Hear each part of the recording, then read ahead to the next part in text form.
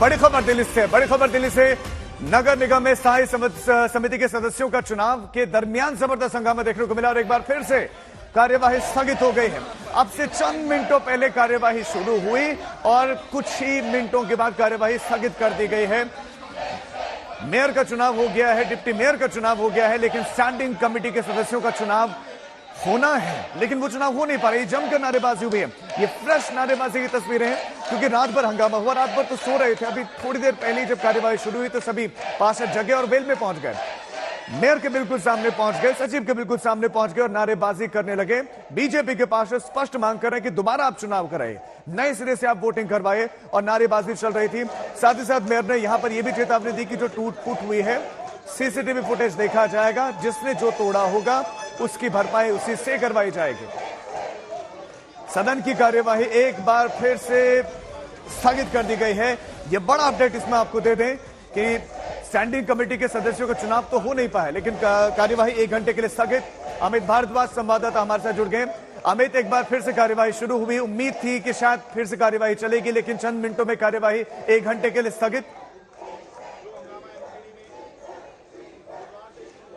बिल्कुल राजीव, देखिए मुश्किल से 5 मिनट भी सदन की कार्रवाई नहीं चली है और जब मेयर शैली ओबरॉय चेयर पे आई, उन्होंने कहा कि हम वोटिंग की प्रक्रिया को शुरू करेंगे, स्टैंडिंग कमेटी की वोटिंग की प्रक्रिया को रिज्यूम करने की बात कही।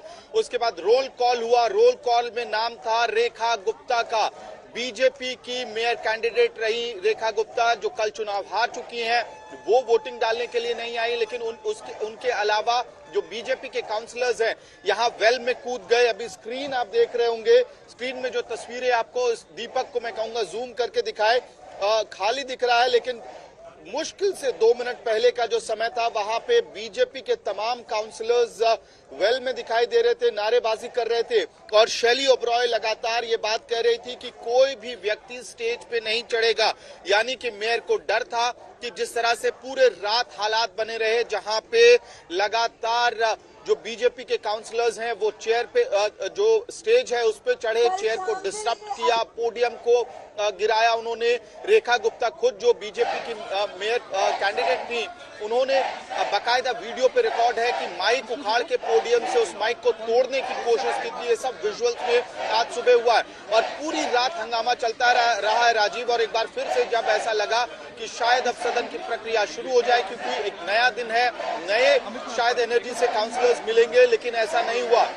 तमाम काउंसलर्स नारेबाजी कर रहे थे। बीजेपी के काउंसलर्स, देखिए राजीव, जो असली मसला इस वक्त फंसा हुआ है वो क्या है, लड़ाई किस बात को लेकर हो रही है। स्टैंडिंग कमेटी का चुनाव होना है, स्टैंडिंग कमेटी के पास सारे पावर्स हैं, फाइनेंशियल जो अथॉरिटी है वो स्टैंडिंग कमेटी के पास है, जितने भी एग्जीक्यूटिव पावर्स है स्टैंडिंग कमेटी के पास है। यानी कि बीजेपी चाह रही है कि उसके पास जो उसके 3 कैंडिडेट्स हैं वो जीत जाए। आम आदमी पार्टी चाह रही है कि उनके जो 4 कैंडिडेट्स हैं वो जीते, लेकिन कुल आंकड़ा स्टैंडिंग कमेटी में 6 ही मेंबर्स का है। और कल से जो हंगामा चल रहा है इस बात को लेकर है कि शुरुआत में मेयर शैली ओबरॉय ने फोन अलाउ किया था वोटिंग के दौरान राजीव, और उसके बाद हंगामा शुरू हुआ। बीजेपी की मांग थी कि ये इलीगल है, अनकॉन्स्टिट्यूशनल है, जो सीक्रेसी ऑफ बैलेट है उसका उल्लंघन होगा। और लंबे हंगामे के बाद, लॉगर हेड्स के बाद इवेंचुअली शैली ओबरॉय ने इस बात को माना कि फोन अलाउ नहीं होंगे। 47 वोट डले थे तब तक, लेकिन फिर जब हाउस रिज्यूम करने की कोशिश की गई तो चेयर को यह एहसास हुआ कि 5 बैलेट पेपर जो बीजेपी के काउंसलर्स को दिए गए थे वो बैलेट पेपर्स वापस नहीं आए हैं। तो चेयर से लगातार यही बात कही जा रही थी कि आप बैलेट पेपर वापस करें, और बीजेपी ये मांग कर रही है कि जो 47 वोट डाले गए थे उन वोट्स को खारिज किया जाए और वोटिंग की प्रक्रिया को शुरू से शुरू किया जाए, यानी कि बिल्कुल स्क्रैच से शुरू किया जाए। स्टैंडिंग कमेटी के लिए 0 काउंट से वोटिंग की शुरुआत की जाए, ये बीजेपी की मांग है।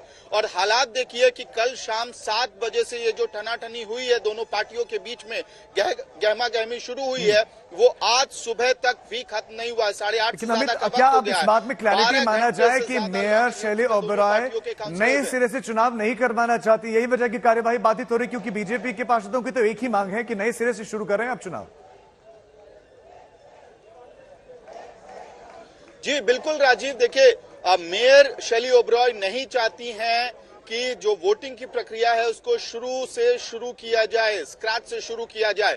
इसकी वजह, इसका तर्क ये दिया जा रहा है सूत्रों के हवाले से कि बैलेट पेपर्स लिमिटेड होते हैं और इस तरह से जो वोटिंग की गई है पहले उसकी जो सैंक्टिटी है वो नहीं रह जाएगी और ऐसा कोई बड़ा ग्राउंड नहीं है जिसकी वजह से वोटिंग को दोबारा शुरू कराया जाना चाहिए, शुरू कराया जाना चाहिए। लेकिन वहीं बीजेपी लगातार कह रही है कि सीक्रेसी और बैलेट जो सैंक्टिटी होती है बैलेट की वो वायलेट हुई है, क्योंकि आपने फोन अलाउ कर दिया अंदर, तो शायद लोगों ने तस्वीरें खींची होंगी या उसको रिकॉर्ड किया गया होगा उस पूरी प्रोसीडिंग को, उस पूरी कार्रवाई को, इसलिए दोबारा वोटिंग को कराया जाना चाहिए। लेकिन दोनों तरफ से कोई भी पार्टी अपने स्टैंड से हिलने को तैयार नहीं है और ये वजह भी संभवतः इस वजह से है। देखिए, और एक चीज और अहम है राजीव की हमने शुरुआती 3 मीटिंग्स में देखा था जब सत्या शर्मा प्रिजाइडिंग ऑफिसर थी कि मुश्किल से 10 से 15 मिनट के हंगामे के बाद हाउस को सैनिटाइज कर दिया जाता था, लेकिन वैसे हालात यहाँ नहीं हो रहे। इसके पीछे वजह है कि सुप्रीम कोर्ट ने बहुत स्पष्ट रूप से कहा था कि आप चुनाव करवाइए, जल्द से जल्द करवाइए, दिल्ली वालों का नुकसान हो रहा है। और एक तीनों चुनावों की प्रक्रिया के बारे में सुप्रीम कोर्ट ने वर्डिक्ट दिया है। तो आम आदमी पार्टी किसी भी लिहाज से जो लीगल क्लॉज है वहां पे अपने आप को रॉन्ग फुटिंग पे नहीं दिखाना चाहती और यही वजह है कि वो कोशिश कर रही है कि अब जब हाउस की सिटिंग बैठी है तो तमाम वो कोशिशें कर ली जाए जो संभव है चुनाव कराने के लिए। मेयर, डिप्टी मेयर का चुनाव हो गया, स्टैंडिंग कमेटी के चुनाव में पूरा मामला फंस रहा है। और राजीव, असल में मामला ये है कि 6 मेंबर्स चुने जाने हैं और अगर 3-3 का आंकड़ा हो जाता है तो बीजेपी भले ही सत्ता से बाहर रहे लेकिन स्टैंडिंग कमेटी में वो इतनी स्ट्रांग होगी कि कोई भी डिसीजन को एक तरफा रूप से पास नहीं करा पाएगी आम आदमी पार्टी। यानी कि आपको लगातार कंसेंसस बना के चलना पड़ेगा। बीजेपी के कंसेंट के बिना कोई भी बड़ा डिसीजन एमसीडी में नहीं लिया जा सकेगा। और क्योंकि अभी जो कॉम्बिनेशन होगा फिर नीचे के लेवल से और मेंबर्स चुन के आएंगे स्टैंडिंग कमेटी में, तो वो वहां पे भी बहुत ज्यादा एक तरफा आम आदमी पार्टी के पास नंबर्स नहीं है।